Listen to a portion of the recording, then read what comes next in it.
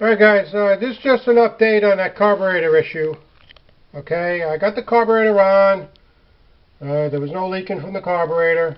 I did have to adjust it. Okay, the issue was in the beginning as I changed that coil. I put a new coil on this car.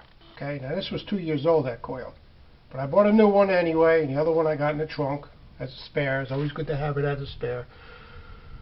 But the problem is I couldn't get it started. She wasn't starting. She was cranking or whatever. So what I did is I took the distributor cap off and I cranked the crank down here. I don't know if you can see it. It's kind of dark. And I took number 1 spark plug out. Okay, and I cranked it till it reached top dead center, number 1 plug, and then I checked the rotor to make sure the rotor was pointing in number 1 spark plug area. So I know that I'm firing on the right sequence. Okay. The distributor does move. Okay. The rotor does turn, which knows your timing chain is okay. If you spin your balancer down there, okay, and your rotor don't turn, then your timing chain snapped. Okay. But the timing chain was okay. Okay. I didn't feel no slack in it. But the issue was that she wasn't starting. So I had my buddy come over, and what we did is I put new plugs in before he came over. Now these plugs, I did clean them a little bit. They don't look too bad. These are gapped at 40. I gapped these at 40. Now this is electronic ignition. Now usually the other plugs used to be gapped at 35. Which was point and the condenser in your distributor. Okay, this doesn't have it. This is high electronic ignition in here. So what I did is I put them at 40. Okay, and I had the timing set for like 10 degrees initial and around 36 total timing on this car. So what I did is I bought new plugs, the same plugs, but I gapped them at 45. I gapped them a little bit more, okay, because that's what they call for. Okay, with the electronic ignition. And I was having a problem starting it. So I had my buddy come over and we took number 1 plug out and we cranked it and we were getting spark out of number 1 plug. I says, okay, now take the distributor wire out and we're going to check the coil and make sure we're getting juice to the coil. Now I did check the 2 wires going to the coil to get 12 volts. So I'm getting 12 volts to that coil. Okay, so I took the wire out the coil and I looked at it, and he says the spark came really shooting out. So the coil was good. So we put it back in. So he says, okay, we'll get some starter fluid, or you can put a little gas in your carburetor. And if the car starts and dies out, then it's your fuel pump not giving you enough fuel. The compressor could be too high, or you could have no pressure. Okay? So I put the starter fluid in the carburetor, just a couple of squirts, and she wouldn't start.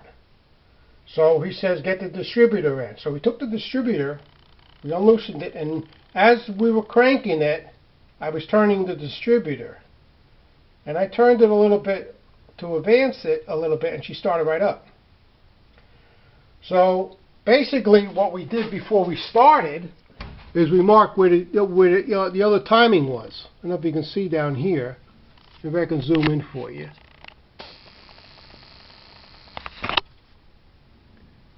See the black line down there? Okay, that's where the distributor was before we moved it. So what we did is we turned it and I got the car to start. So we tightened down the distributor, shut the key off, and then she cranks right over. So today when I got in here and started it, the next day, she cranks 2 or 3 turns and turns right over. So I guess the timing was off. Why she would keep holding that key and keep cranking. So I don't know if I bumped the distributor by taking that cap off and looking at it or anything, but basically it's back to where it was. Okay. Now this carburetor, when I got the carburetor done, there was a lot of trash in it when the guy did it. Okay, he's been in business for 40 years. This idles so much higher now. Okay, I lowered the RPMs. They're down to about 750, racing it. But it's got so much vacuum on this carburetor now. I got my vacuum gauge set at almost 22 or 23 pulling vacuum on this motor. So I did plug the distributor line so it doesn't vacuum advance, and I checked the timing marks, but the timing marks are not on. They're not where they should be on this camshaft. Okay, so I don't know if they're okay. So I'm going to have to take this on the road. But as far as starting it and running it, she was running good. So I shouldn't have no problem. If she bucks or backfires, which I don't think so, then the timing is off. Okay, but she's got it running. I had it running, but the carburetor was it runs pretty good now. Now I don't know by me putting the gaps at 45 on the spark plugs did anything to have to adjust the timing again, or just the carburetor is just sending the timing mark too far advanced. Because if you put your foot on that pedal and raise the RPMs in the car, your timing mark's going to go up anyway. So I have to check that out. But I wanted to show you something else. This was the this was the fuel line pump hose that went from the main fuel line from the gas tank, and this was like looped around. So it connected to the main metal one and it went to the fuel pump. I was in the garage the other night and I'm looking at it. Let me see if I can hold it up and show you. Right over here, I'll bend it. I'm trying to hold the camera. If I can bend it, hold on a second. You can see it's split. It's bad lighting here. Okay, this line was splitting. See the line on the top? I don't know if you can see where my thumb is. There's a line there. This was actually splitting. Okay? That's what ethanol fuel does. It rots your lines out, okay? And it rots all the gaskets out inside your carburetor. Okay, now when I talked to the guy in the carburetor place, okay, he had a 72 Corvette there. He changes his fuel lines every year in his car. Okay, from the carburetor to wherever they go. Because he says the ethanol gas gets inside the fuel lines and rots the rubber out, okay, and gets in your carburetor and screws it all up. So, but she's running good now. So, just want to give you an update on here, on the car. So I got to take it on the road. Been raining here for 2 days, so that's why I didn't take it out. But I did start it in the garage, and my buddy came over and he helped me. I mean, that's what I know him for almost 45 years.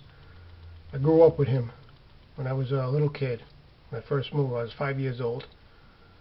Okay, so I know him for quite a bit of time. I said, if you're broken down on the road, 2 or 3 o'clock in the morning, you get in his car and come and help you. Okay, I do the same thing for him too. But he came right over. He wasn't doing nothing. I guess he finished his dinner.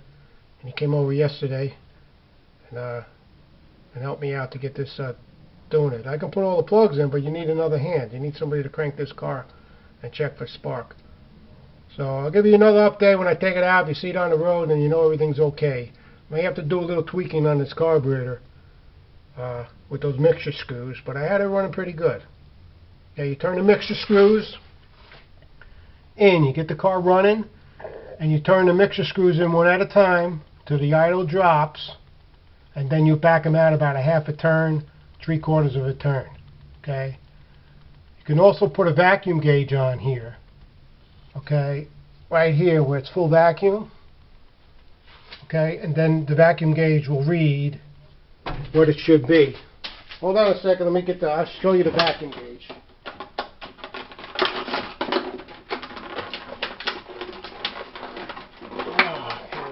Hold on there, guys. Here's your vacuum gauge. Okay, so you plug the vacuum gauge in here. When you read it, the needle should come down to here like 20, 18. The old carburetor, I was getting vacuum about here. About 18, not almost hitting 20. The new carburetor, rebuilt carburetor, I got vacuum down to here. Almost 23. Okay, it should good motors like 22. 15 to 22, I was getting down here, vacuum. So I was getting a good vacuum on here. Okay, so I'll let you know how it is. It may have to be a little adjusted, the carburetor again.